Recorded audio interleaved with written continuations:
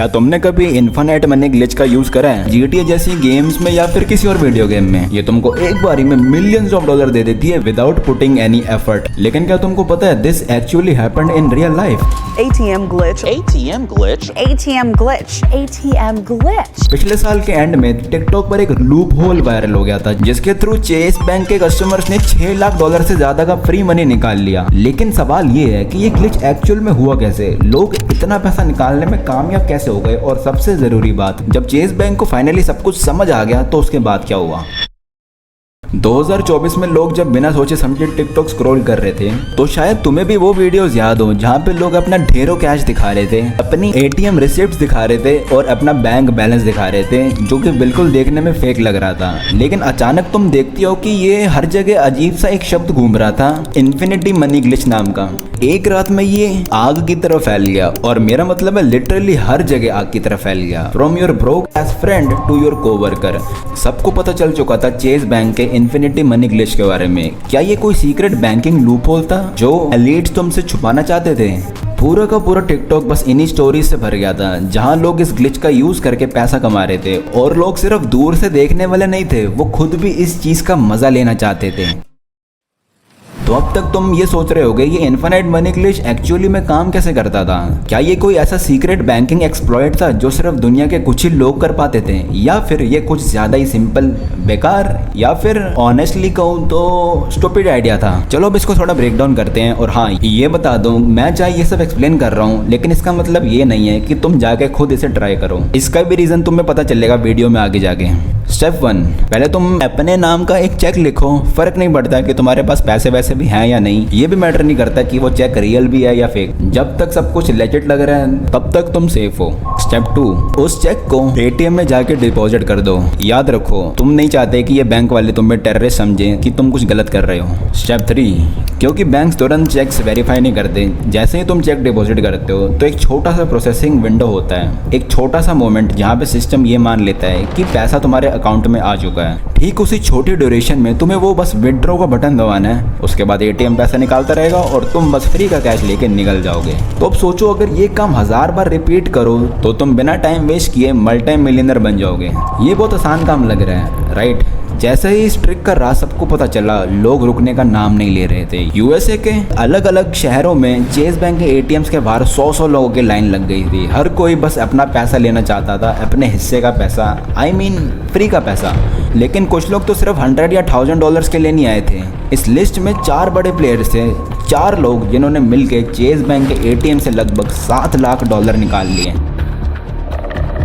सबसे पहला player mica read, Los Angeles California के रहने वाला माइका रीड, जो अपनी जिंदगी का सबसे बड़ा पैसा कमाने के लिए रेडी था। रीड ने सिर्फ 2 दिनों में चेस बैंक के अकाउंट में $116,000 के 2 नकली चेक डिपॉजिट करे, और भाई मेरा यकीन मानो बाकी के लोगों ने इससे भी ज्यादा कमाया था। दूसरे नंबर पे एक कंपनी थी जिसका नाम था इन एंड आउट अप्लायंसेस। अब इस कंपनी से डायरेक्टली कौन इन्वॉल्व था इसका तो किसी को नहीं पता, लेकिन ये पक्का कंफर्म है कि उन्होंने ग्लिच का फुल फायदा उठाया और चेस बैंक के ATM से करीब $1.5 लाख निकाल लिए। लेकिन ये $1.5 लाख भी कुछ नहीं है उन लास्ट के 2 बंदों के सामने। तीसरे नंबर पे आया एक बंदा जो खुद को म्यूजिक गॉड कहता है, रिस्क बॉस म्यूजिक का मालिक। नाम सुन के लगेगा फेक है, लेकिन हाँ, बंदा असली है। उसकी कंपनी ने इन्फिनिट मनी ग्लिच के थ्रू लगभग $254,000 निकाल लिए थे। कोर्ट डॉक्यूमेंट्स के मुताबिक राजीक ने मल्टीपल फेक चेक डिपॉजिट किए जो कि $250 मिलियन थे, और चेस बैंक को समझने से पहले ही वो $1.5 लाख से ज्यादा कैश निकाल चुका था। और अगर तुम सोच रहे हो कि ये सारा पैसा गया कहाँ, तो हाँ, उसने म्यूजिक वीडियोस और इंस्टाग्राम शॉर्ट्स में ढेरों कैश दिखाया लहराते हुए, और बहुत सारी वीडियोस बना के डाली सोशल मीडिया पे।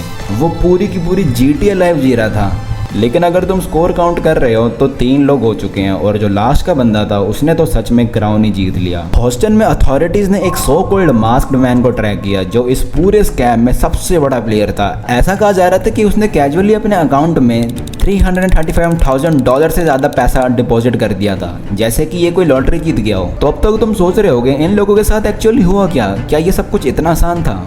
जाहिर सी बात है, इन लोगों ने ज़्यादा सोचा ही नहीं, क्योंकि अगर 1 सेकंड के लिए भी सोचते तो उन्हें समझ आ जाता कि ये प्लेन और सिंपल चेक फ्रॉड है। और चेस वो तो ऐसे फ्रॉड से पता नहीं कितने ही सालों से डील कर रही है। बिलीव मी, वो इस बात को छोड़ने वाले नहीं थे।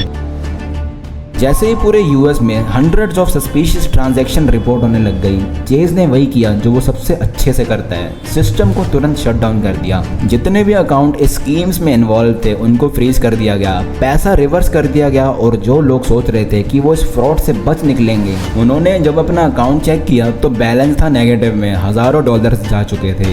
एक दिन पहले तक वो फ्री कैश का ढेर घुमा रहे थे और अगले दिन उन पे चेज बैंक का इतना कर्जा हो गया था जितना उन्होंने अपनी पूरी जिंदगी में नहीं देखा था।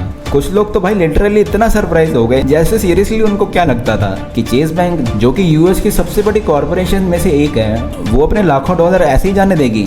ये तो सीधा सीधा बैंक रॉबरी थी, वो भी दिन के उजाले में। देखो, जो चीज तुम्हें कभी नहीं करनी चाहिए वो है बैंक को लूटने की कोशिश। फ्रोजन अकाउंट्स और रिवर्स फंड्स तो चेज का सॉफ्ट तरीका था, लेकिन याद है वो 4 नाम जिनके बारे में पहले बात हो रही थी? हाँ, वो 4 लोगों के लिए तो चेज ने कुछ खास ही तैयार किया हुआ था। देखो, अगर तुम किसी बैंक में एके लेके घुसते हो और लाखों डॉलर ले जाते हो तो बैंक सिर्फ पैसा वापस नहीं लेता, वो तुम्हें कोर्ट तक लेके जाता है। शुरू में चेज ने थोड़ा सॉफ्ट अप्रोच लिया। चेज ने उन 4 एक्यूज लोगों को कांटेक्ट करा और बोला जो पैसा तुमने चुराया है वो वापस कर दो। लेकिन ऑब्वियसली तब तक ये लोग लैम्बोर्गिनी खरीद चुके थे, स्ट्रीट से पैसा उठा चुके थे और शायद कुछ सब्सटेंस भी ले चुके थे। आई मीन, बैंक को लूटने के बाद तो ये सब नॉर्मल ही है, राइट? तो नेचुरली उनके पास तो पैसा था ही नहीं, और अगर होता भी तो वापस करना इतना सिंपल तो होता नहीं। ये सब तो चेज बैंक के लिए एक एक्सक्यूज था इन लोगों को ट्रैक करने का और उन पे केस ठोकने का। चेज ने उन 4 बड़े परपेट्रेटर्स पे ऑफिशियली लॉ सूट फाइल कर दिया फेडरल कोर्ट में लाखों डॉलर्स के फ्रॉड के लिए। और जब फेडरल कोर्ट केस में तुम्हारा नाम आ जाता है तो वो कोई इन्फिनिट मनी ग्लिच नहीं रह जाता, वो फुल ऑन बैंक रॉबरी बन जाता है। और बैंक रॉबरी के साथ साथ तुम्हारे ऊपर फाइन्स भी लगाए जाते हैं और तुमको जेल का टाइम भी काटना पड़ता है। लेकिन कितना टाइम? तो फिलहाल केस तो अभी कोर्ट में चल रहा है और फाइनल डिसीजन अभी तक आया नहीं है। तो अभी के लिए हम सिर्फ एक रफ एस्टिमेट दे सकते हैं। अगर चेज बैंक के अगेंस्ट जो डिफेंडर्स ट्रायल में हैं उन्हें गिल्टी पाया गया तो उन्हें 10 से लेकर 30 साल तक की जेल हो सकती है और $1 मिलियन तक का फाइन भी लगा सकते हैं। तो अगर तुम सोच रहे हो कि चेज इन सबको छोड़ देगा तो दोबारा सोच के देखो। अगर वो एक बैंक रॉबरी को माफ कर देता तो दूसरे लोग भी मास्क पहन के लाइन में लग जाते हैं, और चेज वो ऐसा कभी नहीं होने दे सकता।